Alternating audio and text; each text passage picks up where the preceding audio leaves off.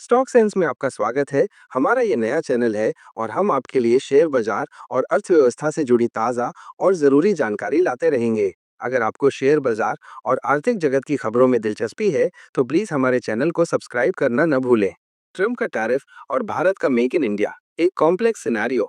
American president Donald Trump द्वारा Indian exports पर 27% का नया टैरिफ लगाना इंडिया के मेक इन इंडिया प्रोग्राम के लिए एक इम्पोर्टेंट चैलेंज प्रेजेंट करता है। ईयर 2024 में अमेरिका को इंडिया का 74 बिलियन का एक्सपोर्ट हुआ, जिसमें इलेक्ट्रॉनिक्स 14 बिलियन, ज्वेलरी 8.5 बिलियन और फार्मास्यूटिकल्स 8 बिलियन जैसे मेन सेक्टर्स शामिल हैं। इन सेक्टर्स पर बढ़े हुए फीस का डायरेक्ट असर पड़ने की पॉसिबिलिटी है। स्पेशली इंडिया में मैन्युफैक्चर होने वाले अप्रोक्सीमेटली 15% आईफोन्स पर 27% टैरिफ लगने से एप्पल के एक्सपोर्ट्स महंगे हो जाएंगे, जिससे कंपनी का 2025 तक इंडिया में 25% प्रोडक्शन ट्रांसफर करने का टारगेट खतरे में पड़ सकता है। इसके एडिशन में स्मॉल एक्सपोर्टर्स भी इस टैरिफ इंक्रीज से बुरी तरह अफेक्टेड होंगे, क्योंकि उनकी कॉस्ट बढ़ने से ग्लोबल मार्केट में उनकी कॉम्पिटिटिवनेस वीक होगी।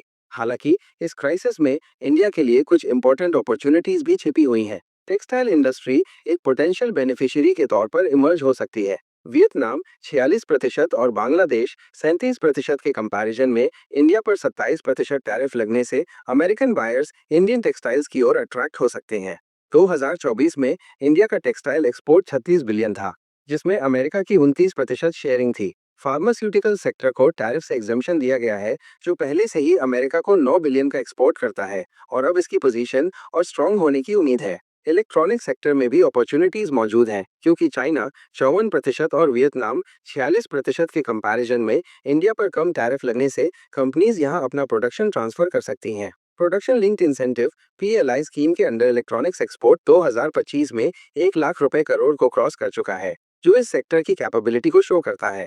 इस टैरिफ चैलेंज का सामना करने के लिए इंडियन गवर्नमेंट ने कई स्ट्रैटेजिक स्टेप्स उठाए हैं। इनमें से मेन है अमेरिका के साथ 2025 तक एक ट्रेड एग्रीमेंट पर जोर देना, जिसमें 23 बिलियन के अमेरिकन इंपोर्ट्स पर टैरिफ रिडक्शन का प्रपोजल शामिल है। इसके एडिशन में गवर्नमेंट इलेक्ट्रॉनिक्स और सेमीकंडक्टर्स जैसे इंपॉर्टेंट सेक्टर्स में पीएलआई स्कीम का एक्सपेंशन करके इन्वेस्टर्स को अट्रैक्ट करने की कोशिश कर रही है। नए एक्सपोर्ट मार्केट्स की तलाश भी एक इम्पोर्टेंट स्ट्रेटेजी है, जिसमें यूरोप, आसियान और अफ्रीका जैसे रीजन्स पर स्पेशल अटेंशन दिया जा रहा है। Recently European free trade association EFTA के साथ 100 बिलियन का एग्रीमेंट इस डायरेक्शन में एक इम्पोर्टेंट स्टेप है। लॉजिस्टिक्स कॉस्ट को प्रेजेंट 14% से घटाकर 8% करने के एफर्ट्स भी जारी है, जिससे एक्सपोर्ट कॉम्पिटिटिवनेस में इम्प्रूवमेंट होगा। इसके अलावा डोमेस्टिक मार्केट को चाइनीज डंपिंग से बचाने के लिए स्ट्रिक्ट एंटी डंपिंग रूल्स को इम्प्लीमेंट करना भी इंडिया की स्ट्रैटेजी का एक इम्पोर्टेंट पार्ट है।